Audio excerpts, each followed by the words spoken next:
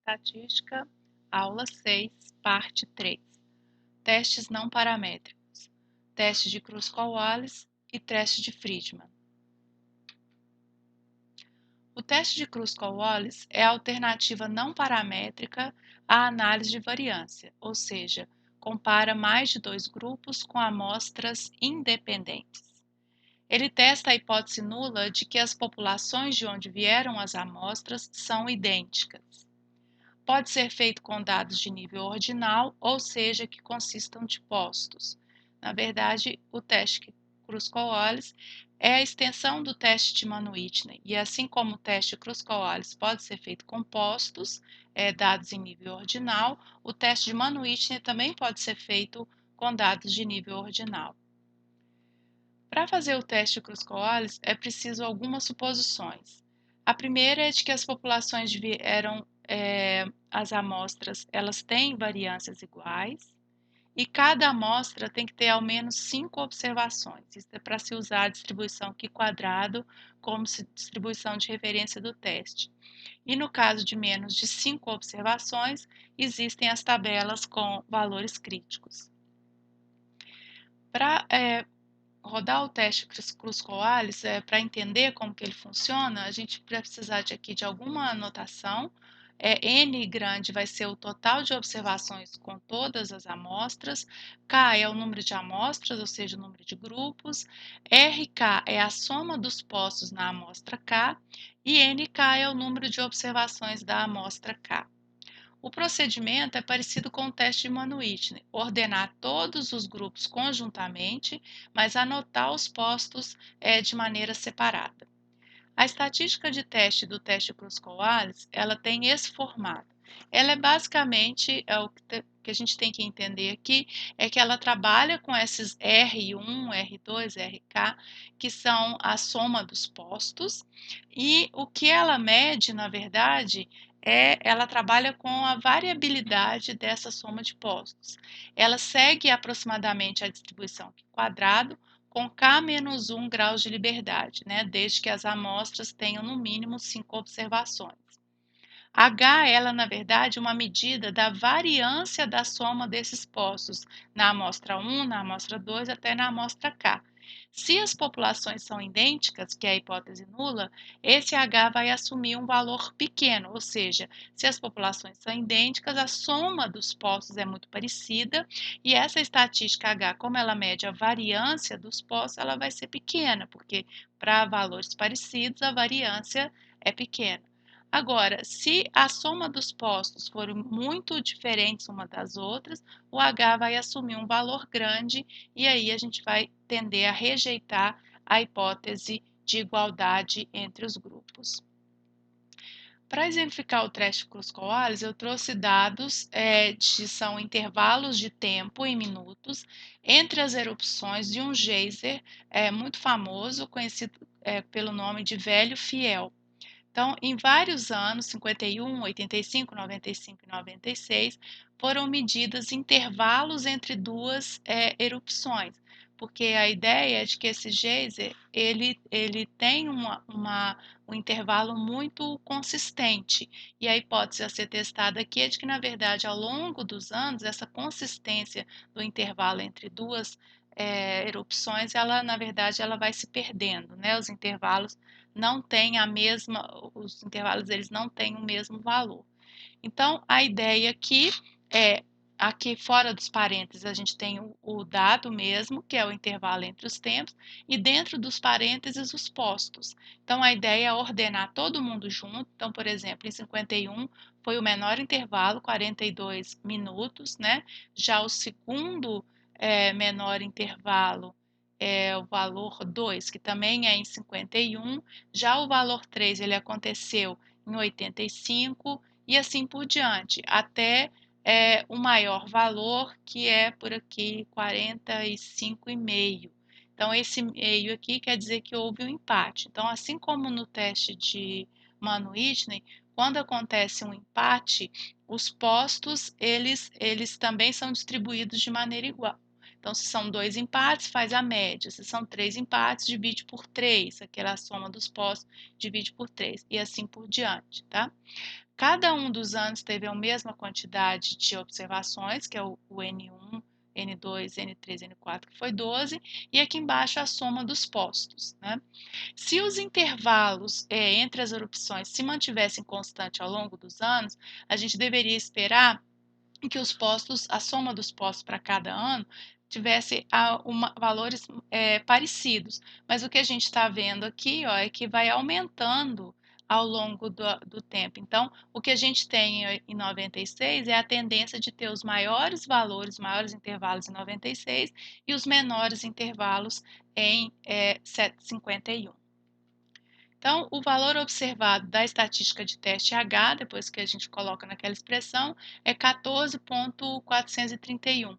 Os graus de liberdade são 3, porque são 4 anos que foram observados, e olhando na distribuição Q quadrado, a probabilidade de uma Q quadrado com 3 graus de liberdade ser maior do que o valor da estatística de teste é muito pequeno. Então, 14,431 numa Q quadrado com 3 graus de liberdade é um valor muito extremo, né? A área acima dele é muito pequena, o valor P sendo pequeno, ao nível de 1% de significância, eu tenho evidências estatísticas suficientes para rejeitar a hipótese de que os intervalos entre as erupções do Velho Fiel tenham distribuições idênticas nos anos considerados, né?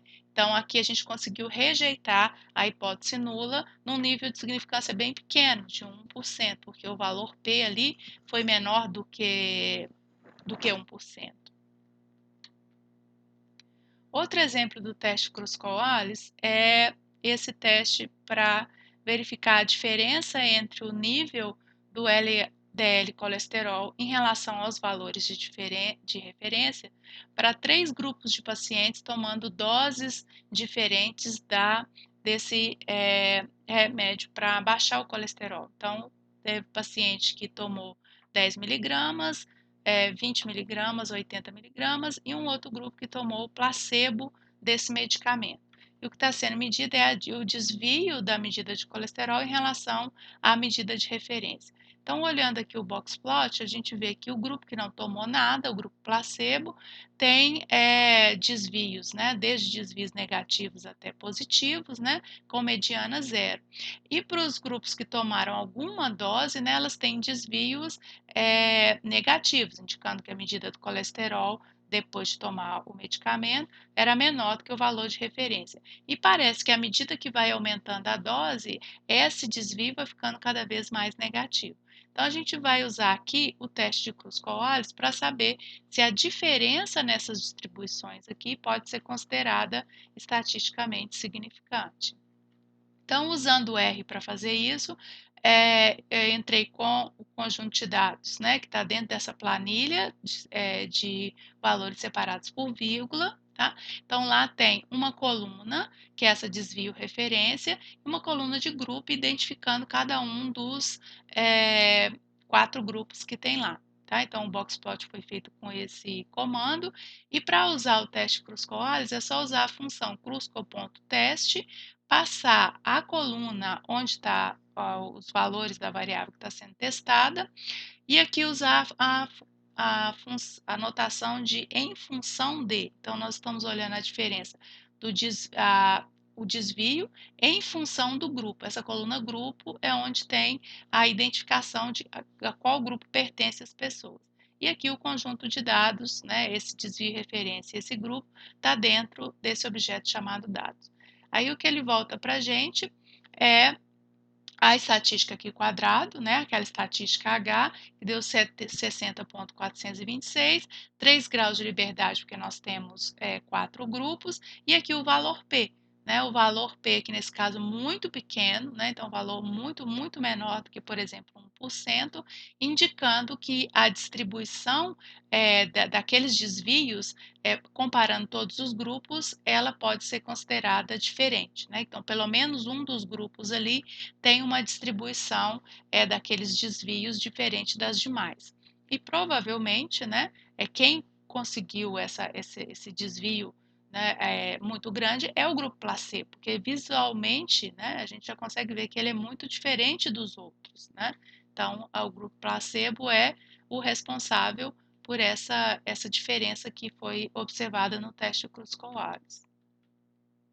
Então, no nível de 5% de significância, há evidências estatísticas de que as medianas do desvio em relação às referências sejam diferentes entre os 4 grupos de estudo.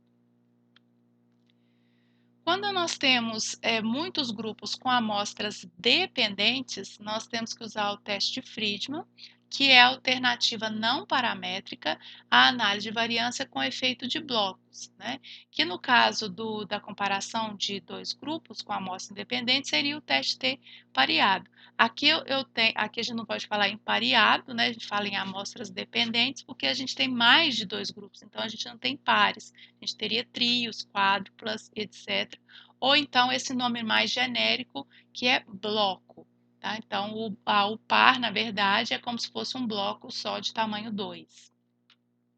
Ele testa a hipótese nula de que as medianas dos grupos são iguais, assim como faz o teste de Wilcoxon, né? Que seria a versão só com um bloco, na verdade, tamanho 2. A ordenação dos dados ela é feita dentro de cada bloco. Então, aqui, de novo, os dados são ordenados, só que dentro de cada bloco. Tá? Então, para exemplificar o teste de Friedman, trouxe esse exemplo que é para comparar períodos do dia para aplicar testes aos alunos. Então, o mesmo teste de soletração foi aplicado a 19 alunos em diferentes períodos do dia. Então, de manhã cedo, de manhã mais tarde, à tarde mais cedo e à tarde mais tarde. Então, aqui eu tenho o mesmo aluno, ele fez os 4 testes. Né? Então, aqui eu tenho a dependência dentro do aluno. Então, aqui, na verdade, eu tenho, é como se eu tivesse uma quádrupla, né, de observações. Então, dentro do mesmo aluno, ele repetiu o teste 4 vezes. Né? Então, eu tenho aqui um bloco de tamanho 4. E cada aluno é considerado, ao invés de ser considerado um par, ele é considerado um bloco de tamanho 4.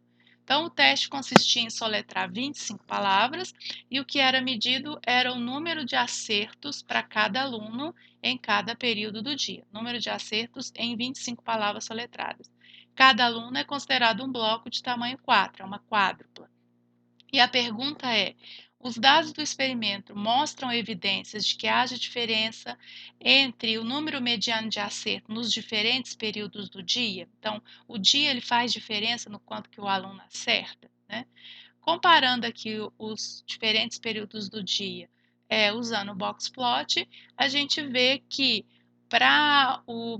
geralmente aqui para os períodos da manhã, tanto no começo quanto no final, o número de acertos mediano, pelo menos, é menor do que quando a gente tem aqui o começo da tarde e até mesmo o final da tarde. Então, pela análise descritiva, parece que existe diferença no período do dia quanto ao número de acertos. Usando o teste de Friedman, no R, a gente tem que passar o conjunto de dados, né, que aqui no caso é chamado dados F, e desse dados F tem uma coluna que é chamada valores, que é o número de acertos, o número é uma coluna chamada IND, que é indicando os grupos, 4 grupos, né, a que pertencem os valores, e aqui uma coluna chamada blocos, que indica o aluno. Tá? Então, eu preciso dessas 3 colunas organizadas assim: a coluna de resposta, que a gente está avaliando, a coluna indicando o grupo a que pertence aquela resposta, né, qual o período do dia, aqui no caso, e uma coluna indicando qual aluno que fez aquele teste em qual período. Tá? E aí a gente usa essa função chamada Friedman teste e passa as colunas aqui, Y é o que está sendo avaliado, grupo é a coluna de grupo e bloco é a coluna do indivíduo, que aqui no caso são os alunos.